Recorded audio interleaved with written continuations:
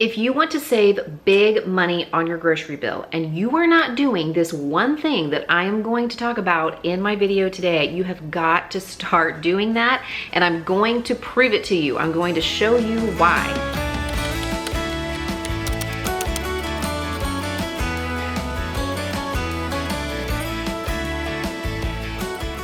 I just finished a grocery trip and I did 2 separate transactions, and in those transactions I purchased the exact same things, save for one of the transactions was all house brand or generic items, and the other transaction were the same items but in the name brands. I put up a community post yesterday on my channel asking you guys, what are your grocery buying staples? Like, what are you always buying at the grocery store? What's always on your list, or you don't even have to put it on your list because you know as soon as you get there you're going to throw those items into your cart. I used the responses to that community post and just my own personal shopping preferences to put together a list of about 20 to 25 items that I am going to purchase today. I'm actually going to purchase them twice, and you'll see why, because we're gonna do a major price comparison. I am going to hopefully convince anybody who is still on the fence about buying generics that purchasing the house brand, especially for things we frequently purchase, is a gigantic money saver. That's the mission we're on today. Walmart has raised their pasta price. It was 82 cents a week ago and it's 92 cents now. And I've also noticed they've started packaging some of it in bags instead of in boxes. Can't use Skinner brand for a comparison because it comes in 12-ounce packages instead of 16-ounce packages like the Walmart brand.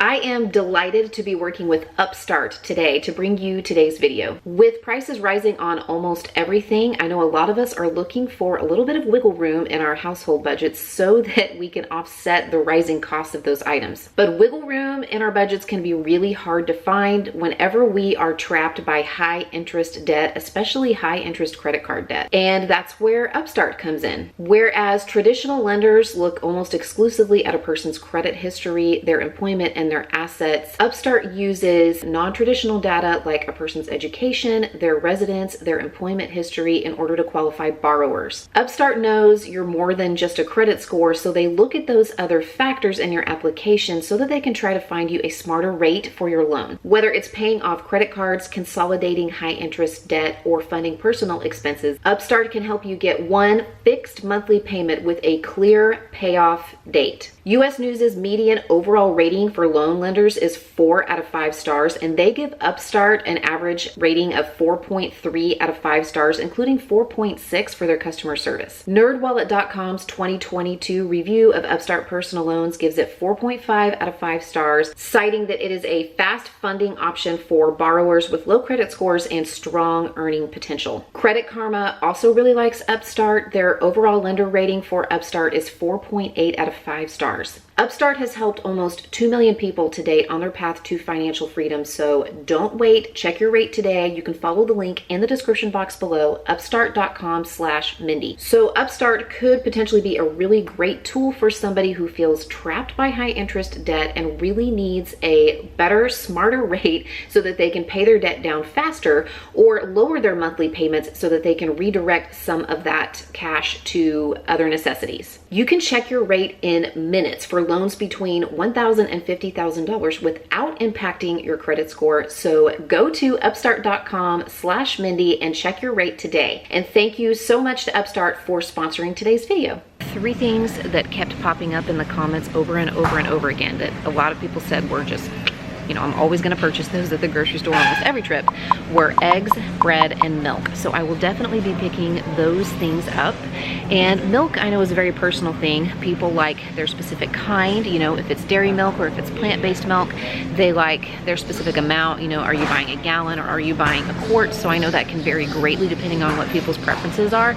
But there are a lot of stores that are putting out house brands of lots of different kinds of milk, like almond milk and oat milk and cashew milk and soy milk. I actually buy organic milk because the date is long. It's usually not short dated. It is ultra pasteurized, so it lasts a little bit longer in the refrigerator, and since we don't go through it super fast, I'm usually buying it organic so that it will last longer and not spoil. I'm not picking up any pantry staples, so to speak, you know, like baking staples, seasoning, spices, condiments in this particular haul, but I know that some people are brand loyal to those kinds of things. So you can see the gold medal flour here is $2.98 for a 5-pound bag. We have Shawnee's Best. This is, I think, actually more of a local brand. I don't know if they're nationwide or not. This used to be an Oklahoma thing, but their all-purpose flour is $2.42 for a 5-pound bag. And even though they don't have the tag up, I checked online, and the Great Value all-purpose flour is $1.56 for a 5-pound bag. And I haven't had a problem using this, but you know, I'm not a professional baker.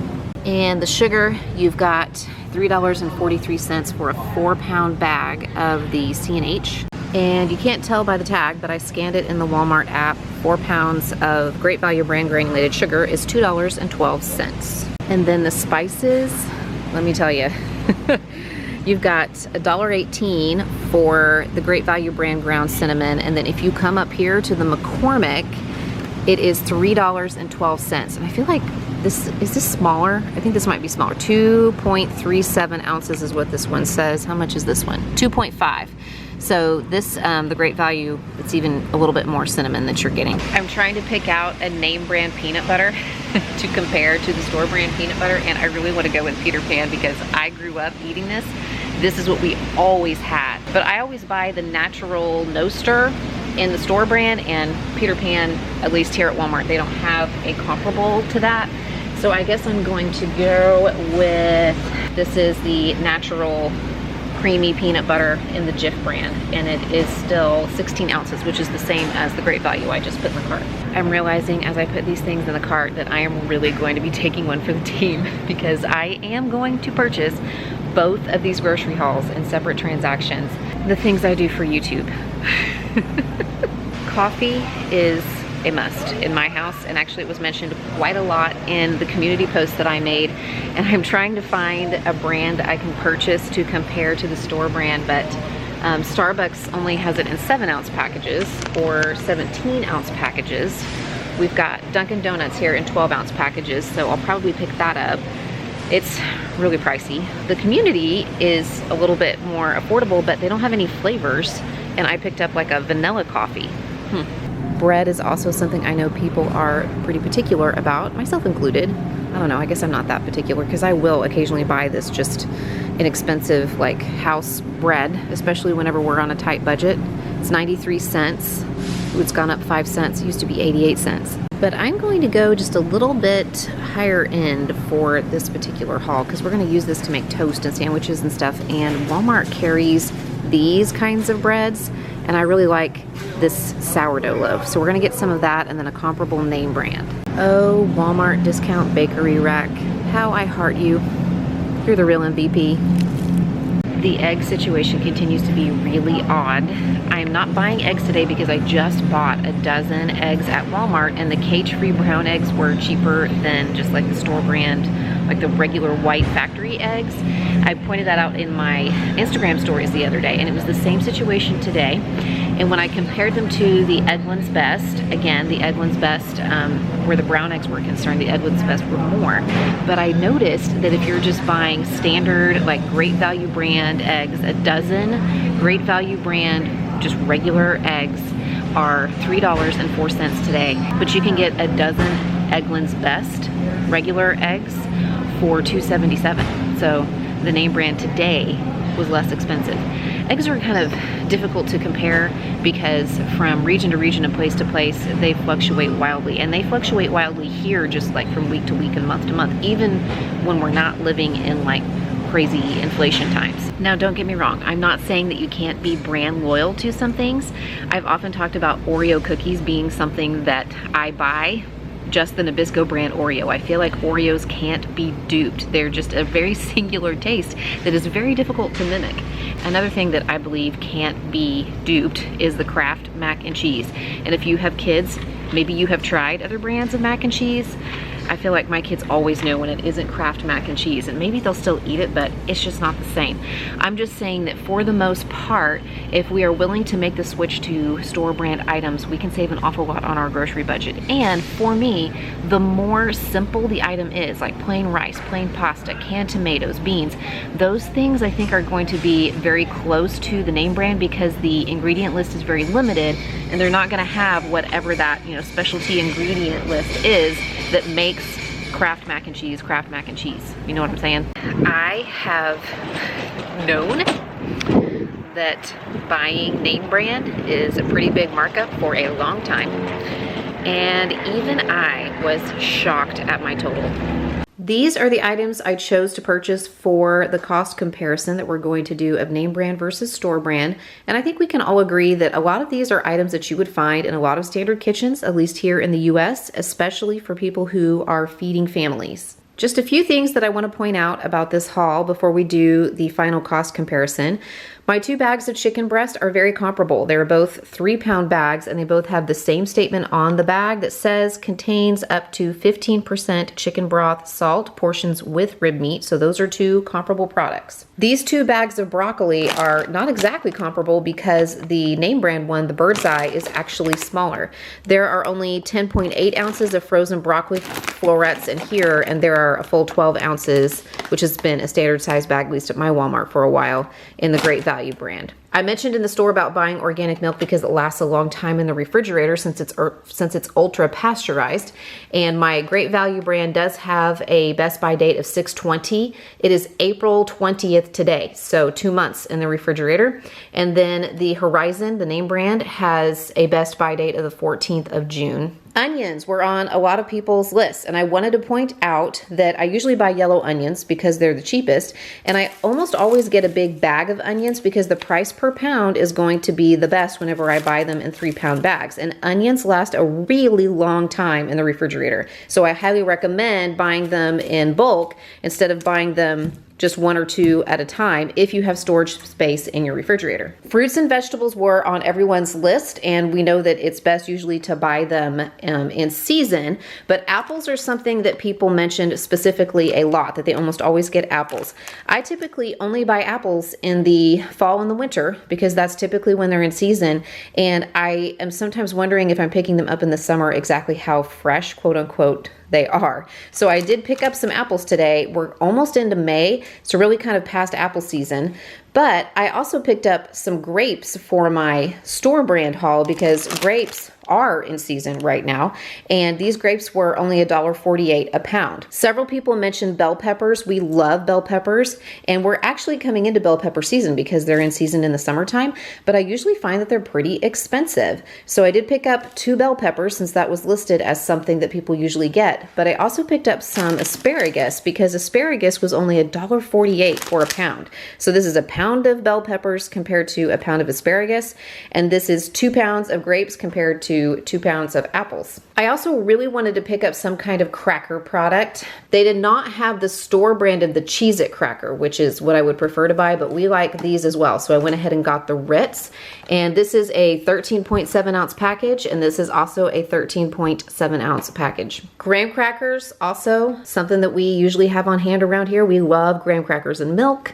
If I'm ever baking and I have leftover frosting, we put some frosting on the graham crackers with peanut butter. I mean, these are just a common snack for us. So I chose to pick these up as opposed to like a cookie. I went ahead and picked up the Honey Bunches of Oats and the comparable Crunchy Honey Oats. They are the same size, 18 ounces, because this is one of our favorite cereals. I have my receipts here, and I went ahead and added in the cost of the eggs if I had purchased the eggs. And for the house brand haul, the Great Value brand haul, I paid $44.41 before tax. And for the name brand haul, I paid $71.51, also before tax, because I know that that's different everywhere. So that is a difference of $27.10. And that is a markup of 61% on the name brand haul. So I paid 61% more to buy name brand items than store brand items. And every single name brand item was more expensive than the store brand items, save for the eggs, which we talked about in the store. The biggest difference in cost were the graham crackers, the coffee, and the chicken, all of which were a more than 100% markup to buy the name brand as opposed to the store brand. So that means that I'm paying double to buy the name brand of the graham crackers, the coffee, and the chicken that I showed you, as opposed to buying the store brand at Walmart, which is great value.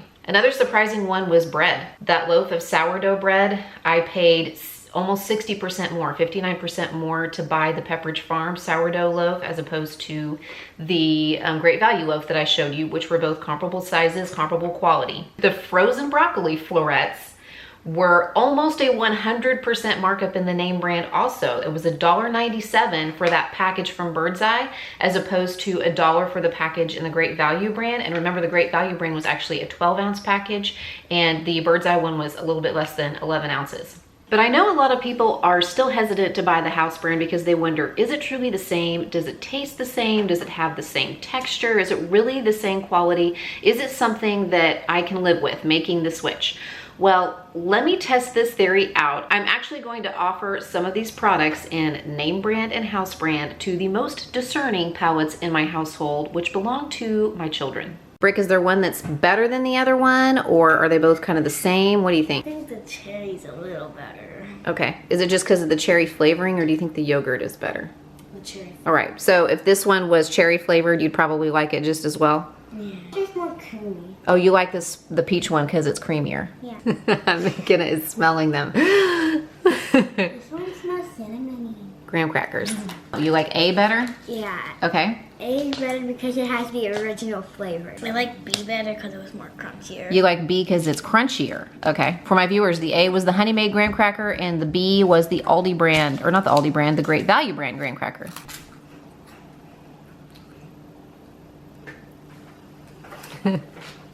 McKenna is being very methodical with her taste test. Very thorough. Very thorough.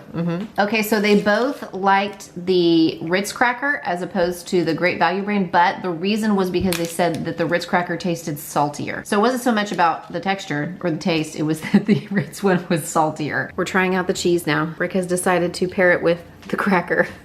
Okay, she picked the Walmart cheese, actually. She says she likes that one better. And Brick says that they both taste good, but he feels like the cheddar flavor came out more in the Kraft. You're such a connoisseur.